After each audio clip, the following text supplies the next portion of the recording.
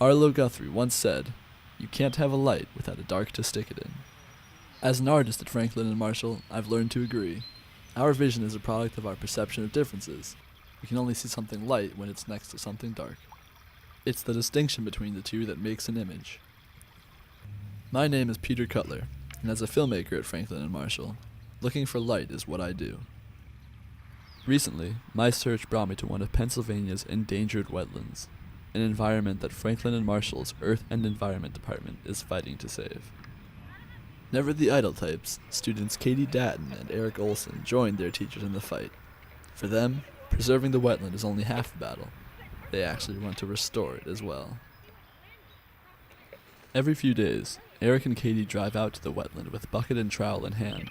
Once there, they collect seeds from the eroded stream banks to analyze back at the lab.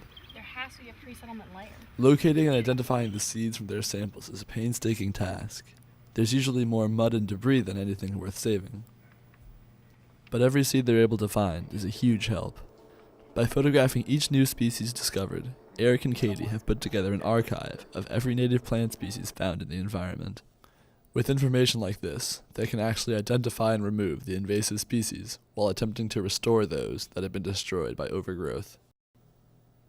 Seeds in hand, Erik and Katie have begun attempting to grow these native plants in a controlled environment to assess their future survivability in the actual wetland. If the plants can't survive here, they probably can't survive anywhere else. Eager for their samples to survive, Erik and Katie continue to explore the wetland, mapping out which species are growing and where. With each repeat visit, they learn more about both the wetland and the tools they're using to study it. Of course, that would be impossible if it weren't for their company in the field.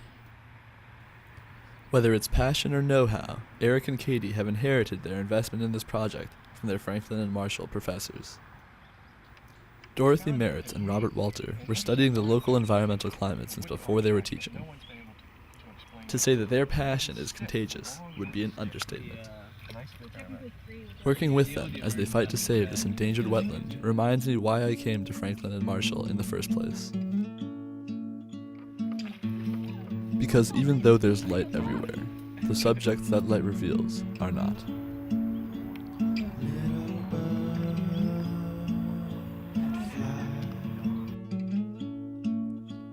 Fly